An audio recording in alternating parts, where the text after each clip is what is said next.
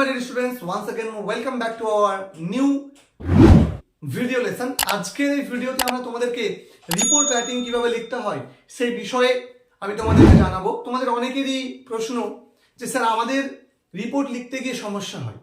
তো আজকের এই ভিডিওটাতে আমি তোমাদেরকে একটা রিপোর্ট সুন্দর করে লিখে দেখাবো কিভাবে একটা রিপোর্টকে খুব সহজে লেখা যায়, পয়েন্টটাকে বেশ করে পয়েন্টের উপর ফোকাস দিয়ে। তাহলে চলো আমরা শুরু করি। একটা রিপোর্ট লিখতে গেলে তোমাকে যে যে বিষয়গুলো সবার প্রথম মনে রাখতে হবে সেটা হচ্ছে আমরা বলতে পারি যে দেখো what, where, when, what, where, when, বা আমি হাউ বলতে পারি, ঠিক আছে, হাউ এটাও বলতে পারি, এবং এর যে রেজাল্ট, ঠিক আছে, এর রেজাল্টটা কি সেটা তোমাকে বলতে হবে। সেই সঙ্গে তোমাকে এর মেজারমেন্ট মানে এর কি কি পদক্ষেপ এখানে নেওয়া হয়েছে, মেজার্স কি কি টেকেন করা হয়েছে, এই বিষয়গুলো তোমাকে লিখতে হবে। তাহলে 3WHRM, ঠিক আছে, আমরা এই প্যাটার্নটা মেনটেন করব। 3WHRM, ঠিক আছে, HRM, এই জিনিসটা মাথায় রাখতে পারলেই আমাদের একটা রিপোর্ট আমরা খুব সহজে লিখতে পারবো।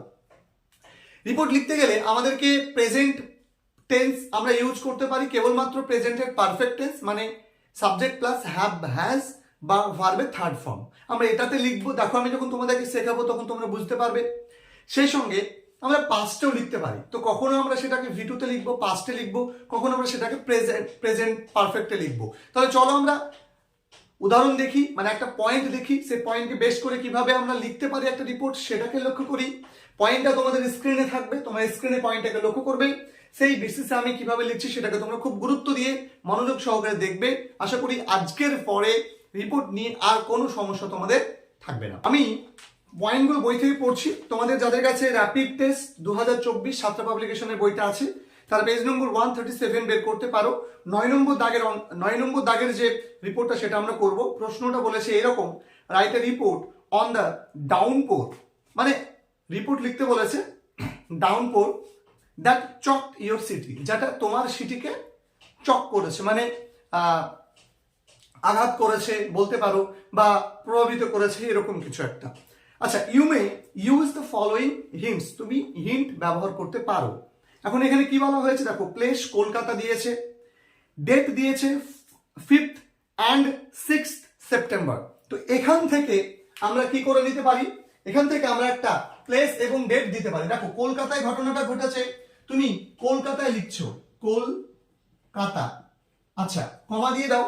এখন তুমি এখানে দেখতে পাচ্ছ 5th and 6th সেপ্টেম্বর, তুমি এখানে ঠিক তার পরের দিন ইনসিডেন্টটা লিখবে। দেখো তাহলে তুমি কি লিখবে, 7th সেপ্টেম্বর, ওকে। এখানে তুমি দেখো সালটা যেহেতু বলেনি, তোমার সালটা এখানে বলার কোনো প্রয়োজন নেই, তুমি এরকম করে দুটো কোলন দিয়ে দিলে, ঠিক আছে, একটা কোলন দিয়ে দিলে, ব্যাস। এবার দেখো ভালো করে বোঝো, আমি যখন রিপোর্টটা লিখছি 7 তারিখে রিপোর্টটা পাবলিশড হয়, কিন্তু আমি তো রিপোর্টটা আগে লিখেছি, তাই না? তাহলে যেদিন ঘটনাটা ঘটছে আমরা সেই দিন রাত্রেও লিখতে পারি বিষয়টা, তার মানে এটা প্রেজেন্ট পারফেক্টে করাটা বেশি ভালো হবে। অনেক ক্ষেত্রে প্রেজেন্ট পারফেক্টে তোমরা করবে। দেখো এখানে তোমাদের পয়েন্টে বলেছে যে ডাউনপোর দ্যাট চকড ইয়োর সিটি, তাই না? ইয়োর সিটি বলতে প্লেসটা কি বলে দিয়েছে, কলকাতা। আচ্ছা তাহলে তুমি এখানে একটা টাইটেল লেখো, হেডিং দাও।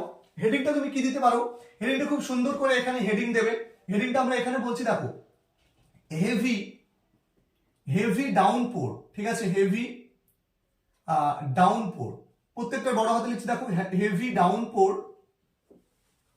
তুমি লিখতে পারো চকস, ডাউনপোর চকস লিখতে পারি কলকাতা, ঠিক আছে, চকস কলকাতা। প্রশ্ন হলো যে স্যার এইখানে কি আমি অন্য কিছু লিখতে পারি না? ডেফিনেটলি তুমি পারো। এখানে হেভি না দিয়ে তুমি ইনসিস্টেন্ট রেইনফল দিতে পারো, এক্সেসিভ রেইনফল দিতে পারো, তুমি এক্সেসিভ ডাউনপোর বলতে পারো, অ্যাজ ইউর উইশ। এখানে তুমি চকসের জায়গাতে লিখতে পারো অ্যাফেক্টস, AFFECTS অ্যাফেক্টস। তুমি এখানে বলতে পারো প্যারালাইসিস বলতে পারো। এবার আমরা প্রত্যেকে প্রেজেন্ট ইনডিফিনিট টেন্স শেখার সময় দেখেছিলাম যে কোনো রিপোর্ট লিখতে গেলে বা সংবাদপত্রের শিরোনাম দিতে গেলে সেখানে আমরা ভি অনে বা ভার্বের সঙ্গে এস বা এস যুক্ত করে লিখি, তাই এখানে আমরা চক্স করেছি। ওকে, আচ্ছা এরপর একটা দাগ দিয়ে আমরা প্রত্যেকে জানি বাই এ স্টাফ রিপোর্টার লিখতে হয়, তাহলে বাই আ স্টাফ রিপোর্টার, ব্যাস এতটুকু শেষ। এখন প্রশ্ন হচ্ছে পয়েন্টটা তুমি ভালো করে পড়ো, ইনসিডেন্টটা ভালো করে বোঝো, বোঝার পরে তুমি লিখতে শুরু করবে। ইনসিডেন্ট বলেছে হেভি ডাউনপোর, তার মানে প্রবল বৃষ্টিপাত। রেজাল্ট কি হয়েছে? Road submerged, vehicles unable to ply. দেখো এখানে কি কি রেজাল্ট হয়েছে সেটা তোমাকে বলে দিয়েছে, তা আমরা তো আগে লিখবো হোয়াট, ওয়েন, হোয়ার। তাহলে এখানে আমরা কি লিখতে পারি? দেখো কি লিখতে পারি বলো তো? এখানে বলেনি যে তোমার একটা লাইন বলে দিয়েছে, দেখো তো, যে the downpour that choked your city. তুমি কি লিখতে পারো? আ হেভি, ঠিক আছে, তুমি কি লিখতে পারো? একটু বড় করে লিখি, তোমাদের বুঝতে সুবিধা হবে। আ হেভি ডাউনপোর। দেখো প্রশ্নে যেমন ছিল হেভি, আমি হেভি লিখছি। প্রশ্নে তুমি যদি ইনসিডেন্ট পাও, ইনসিডেন্ট লিখবে, তুমি যেমন পাবে তুমি তেমন লিখবে। তাহলে আ হেভি ডাউনপোর, ডাউনপোর। এবার ডাউনপোরটা কতদিনের বলো তো? তোমরা পয়েন্টে পড়েছিলে 5 থেকে 6 তারিখ, মানে দুদিনের। তাহলে ওভার পাস্ট ডেজ, তাই না? তাহলে দুদিনের, মানে বিগত দুদিন ধরে, দুদিনের প্রবল বৃষ্টিপাত হ্যাজ, তুমি বলতে পারো প্যারালাইজড, প্যারালাইজড, বা তুমি বলতে পারো চকড। কি বলতে পারো? চকড দা নর্মাল লাইফ, নর্মাল লাইফ, সাধারণ জীবনকে, অফ কলকাতা, মানে কলকাতার যে সাধারণ জীবন, সেই জীবনকে কি করে দিয়েছে? বিধ্বস্ত করেছে, বা আমরা বলতে পারি থামিয়ে দিয়েছে। তাহলে হ্যাজ এছে আসলেই হ্যাভ বা হ্যাজ প্লাস ভার্বের থার্ড ফর্ম লিখতে হয়। ওকে, এখন এখানে বেশ কিছু ঘটনা। এবার বলো এখানে তুমি ঘটনাটা কবে ঘটেছিল, কোথায় ঘটেছিল, কি ঘটেছিল বলে দিলে। তাহলে আমি রেজাল্ট এইভাবে বলতে পারি যে ইট রেজাল্টেড। দেখো পয়েন্টে কি ছিল? রেজাল্ট ছিল না, তুমি ইট রেজাল্টেড করে দাও। তাহলে ইট রেজাল্টেড করবো কেন? দেখো এখানে ইট রেজাল্টেড না করে যেহেতু আমরা প্রেজেন্টে লিখছি, তাহলে আমরা প্রেজেন্ট পারফেক্ট ইউজ করব। ইট হ্যাজ রেজাল্টেড, ঠিক আছে। পয়েন্টে রেজাল্ট ছিল, আমি রেজাল্টেড লিখলাম। রেজাল্টেড কি? Water logging, water logging. আচ্ছা ওয়াটার লগিং মানে কি বলতো? জল জমে যাওয়া, তাই না? তাহলে water logging in different place, different places of Kolkata, places of Kolkata, মানে কলকাতার যে ডিফারেন্ট যে তোমার জায়গা, সেই জায়গাতে কি হয়েছে? জল জমে, জল জমা মানে সৃষ্টি করেছে বা জল জমিয়ে দিয়েছে। আর কি করতে পারো? পয়েন্ট গুলো ভালো করে পড়ো। এখানে বলে দিয়েছে road, roads submerged, vehicles unable to ply. আচ্ছা তাহলে তুমি লেখো যে রোডস, রোডস হ্যাজ বিকাম, তাই না? দেখো রোডস আছে প্লুরাল, তাহলে have become, road has become, roads have become, অর্থাৎ রাস্তাঘাট হয়েছে, কি হয়েছে? সাবমার্জড, মানে জল নিমগ্ন, মানে জল নিমগ্ন হয়ে গিয়েছে, জল সেখানে গিয়েছে। তারপরে কি বলেছে পয়েন্টে দেখো? ভেহিকলস, তাহলে অ্যান্ড ভেহিকলস বিকাম লিখবো না কি লিখবো? আবার সেম জিনিস লিখবো, তাই না? হ্যাভ বিকাম, তাই না? দেখো তাহলে ভেহিকলস যানবাহন গুলো have become unable, unable to ply, তাই না? আনএবল টু প্লাই মানে কি? চলাফেরা করতে কি হয়েছে? অক্ষম হয়ে পড়েছে। আচ্ছা এবার তুমি কি লিখতে পারো? আরো পয়েন্ট আছে, দেখো কি বলেছে? Office goers and school children affected, তাই না? তুমি লিখতে পারো যে office goers and school children are mostly affected, তাই না? তাহলে office goers, office goers and school children, তাই না? School children, children are mostly affected, সবচেয়ে বেশি কি হয়েছে? ক্ষতিগ্রস্ত হয়েছে। তাহলে আর মোস্টলি এফেক্টেড, দেখো সব প্রেজেন্টে লিখছি না যে সবচেয়ে বেশি ক্ষতিগ্রস্ত হয়েছে, বা হ্যাভ মোস্টলি এফেক্টেড তুমি বলতে পারো, বাট ক্ষতিগ্রস্ত হয়েছে তার মানে কেউ তাকে ক্ষতিগ্রস্ত করেছে। তাহলে তোমাকে এখানে আর মোস্টলি এফেক্টেড লিখতে পারো। বা তুমি এখানে লিখতে পারো হ্যাভ বিন মোস্টলি এফেক্টেড। ঠিক আছে, সবচেয়ে বেশি ভালো হয় হ্যাভ বিন। কেন বলো তো? কারণ এখানে আমরা যেহেতু প্রেজেন্ট ইনডিফিনিটে লিখছি, আর যেহেতু এখানে হেভি ডাউনপোর বা জলনিমগ্ন যে বিষয়টা বা হেভি ডাউনপোর, এটাই কিন্তু ছাত্রছাত্রী এবং অফিস গোয়ার্স যারা আছে তাদেরকে ক্ষতিগ্রস্ত করেছে। তাহলে আমি বলতে পারি যে office goers and school children have been mostly affected, সবচেয়ে বেশি কি ক্ষতিগ্রস্ত হয়েছে। আচ্ছা, যেহেতু কেউ করেছে তাই তুমি এখানে হ্যাভ বিন দিয়ে লিখলে। ওকে, তুমি আর মোস্টলি এফেক্টেডও লিখতে পারতে, কোনো অসুবিধা ছিল না, অতটা একটু আলাদা হতো। আচ্ছা, তারপরে দেখো এখানে কি বলেছে, এখানে কিন্তু আর কিছু বলেনি, এবার কজে চলে এসেছে। তুমি বল এইটুকু তুমি কিছুটা জানলে, এবার বাকিটা আমরা কিন্তু আরো নিজে থেকে লিখতে পারি। কি লিখতে পারি? যে residents of Kolkata, residents of Kolkata are finding it difficult, তাই না? জল জমে গেলে সমস্যায় পড়বে, তাই না? ফাইন্ড ইট ডিফিকাল্ট, কিসে ডিফিকাল্ট? টু ওয়েড থ্রু মানে হচ্ছে পার হওয়া, wade through, THROUGH, wade through the knee deep water, অর্থাৎ জল মানে হাঁটু অব্দি জলে তারা চলাফেরা করতে সমস্যা খুঁজে পাচ্ছে। আর ফাইন্ডিং, তাই বলেছি। দেখো, দে আর ফ্রাইটেন্ড, FRIGHTENED, দে আর ফ্রাইটেন্ড, তারা ভীত সন্ত্রস্ত, অ্যান্ড ইন প্যানিক, এবং তারা আতঙ্কের মধ্যে আছে। দেখো, তাহলে আমি ফলাফল বলে দিলাম, ভেরি ইজি, আমি ফলাফলটা কি করেছি বলে দিয়েছি। এরপরে আমাকে কি লিখতে হবে বলেছি, যে তোমার রিজনটা লিখতে হবে। কি রিজন হয়েছিল? দেখো, ঘটনা ঘটেছে, তার ফলাফল তুমি বলেছো। এরপরে তোমাকে কি লিখতে হবে?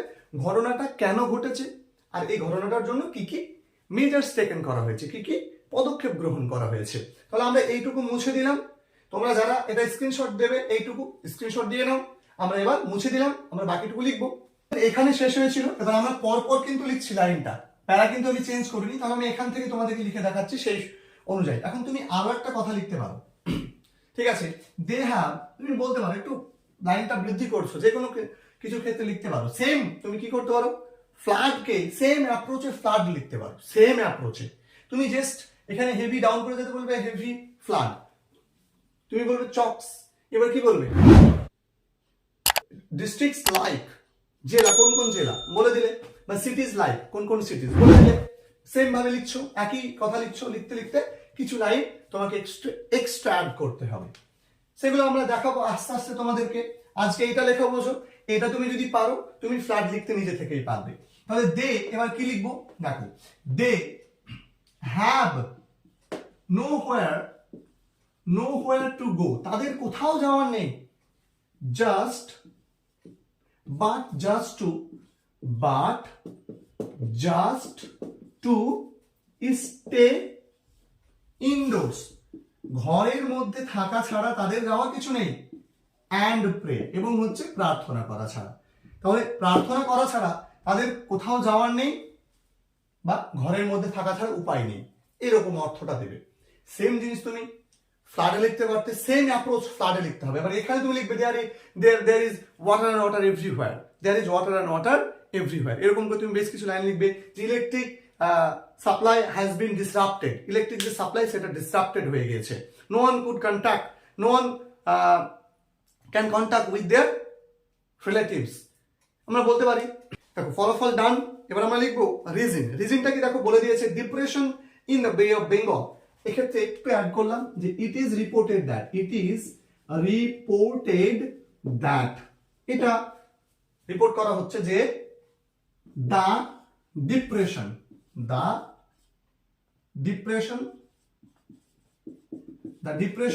In bay of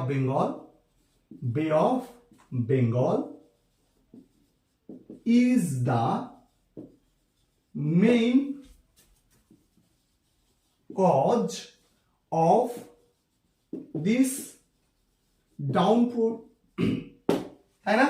of this downpour, এই যে বৃষ্টিপাত, এই বৃষ্টিপাতের প্রধান কারণ হচ্ছে যে বে অফ বেঙ্গল অর্থাৎ বঙ্গোপসাগরের নিম্নচাপ। এখন তুমি এখানে বলতে পারো যে deep depression in bay of Bengal and insistent rain discharge of water from embankments, ঠিক আছে, বাঁধ থেকে জল ছেড়ে দেওয়ার জন্য ডিসচার্জ অফ মানে ইনসিস্টেন্ট ডিসচার্জ অফ ওয়াটার ফ্রম এম্বাঙ্কমেন্টস বলতে পারো। আচ্ছা, তারপরে তুমি বলতে পারো যে ইনসিস্টেন্ট রেইন, এগুলো দিয়ে তুমি ফ্লাডের ক্ষেত্রে অ্যাড করতে পারো। জাস্ট ফ্লাডের ক্ষেত্রে যখন কারণগুলো যখন দুটো তিনটে হবে তখন তোমাকে এখানে আর লিখতে হবে, বেশ সেম পয়েন্ট একই থাকবে। এবার কি কি মেজার্স নেওয়া হয়েছে দেখো, বলে দিয়েছে যে water pumps place into service to remove water. এখন এটা কোথাকার ঘটনা? কলকাতা। তাহলে কে ইনভলভ হবে? কলকাতা কর্পোরেশন। তাহলে Kolkata municipal corporation, municipal corporation has set up, স্থাপন করেছে, কি স্থাপন করেছে? Has set up a team to remove water from the road, রাস্তা থেকে মানে জলকে রিমুভ করার জন্য তারা কি করেছে? একটা টিম গঠন করেছে। ফর দিস, এজন্য, ফর দিস দে, এজন্য তারা কি করেছে? ফর দিস দে, তুমি এখানে হ্যাভ বলতে পারো, এখানে হ্যাভ বলতে পারো, ঠিক আছে। ফর দিস দে, তারা কি করেছে? দে হ্যাভ প্রেসড, তারা স্থাপন করেছে এখানে, প্রেসড কি? Many water pumps, water pumps into, লেখা আছে দেখো, ইনটু সার্ভিস, ইনটু সার্ভিস, মানে তারা তাদের কাজের মধ্যে কি করেছে? অনেক ওয়াটার পাম্পস তারা সেট আপ করেছে। তো এই হয়ে গেল তোমার একটা কি, এই হয়ে গেল তোমার ডাউনপোর নিয়ে যে তোমাদের রিপোর্ট তুমি লিখছো।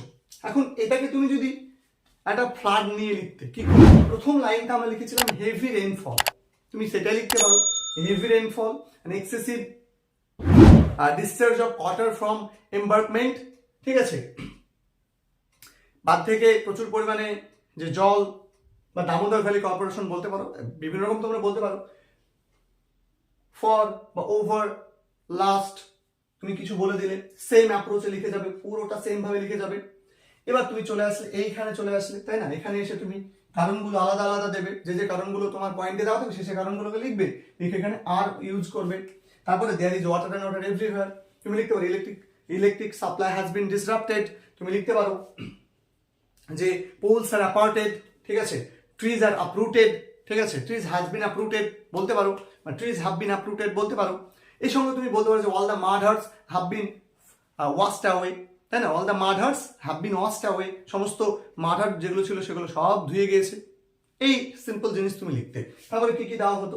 এখন যদি এরকম হয় তাহলে বিভিন্ন জায়গা থেকে তহবিল আসবে, ত্রাণ আসবে, এবং সেটা শুকনো খাবার আসবে, সেটা বিভিন্ন অ্যাপ্রোচে হবে, সেটা তোমার পয়েন্টে কিন্তু দেওয়া থাকবে। তাহলে আমরা পরের ক্লাসে তোমাদেরকে ফ্লাড নিয়ে একটা লিখে দেবো।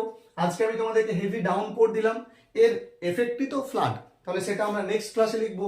এইটা তোমরা কেমন বুঝলে একটু জানিও, যদি কোথাও বুঝতে অসুবিধা হয় কমেন্ট করে জানিও। প্রয়োজনে পরের দিন যখন ভিডিও করবো সেম অ্যাপ্রোচে লিখবো, এবং সেই জায়গাতে কোথায় তোমাদের ভুলগুলো হচ্ছিল আমি আরো ডিটেলসে বলবো। তাহলে দেখা হচ্ছে তোমাদের সঙ্গে পরবর্তী ভিডিওতে। ততক্ষণ পর্যন্ত প্রত্যেকে ভালো থেকো। আর যদি মনে হয় ভিডিওটা উপকারী ভিডিও, যদি ভিডিওটা থেকে কিছুটা বুঝতে পারো, কিছুটা শিখতে পারো, অবশ্যই বন্ধুদের সঙ্গে ভিডিওটাকে শেয়ার করে দিও। তাহলে ভালো থেকো প্রত্যেকে, ধন্যবাদ।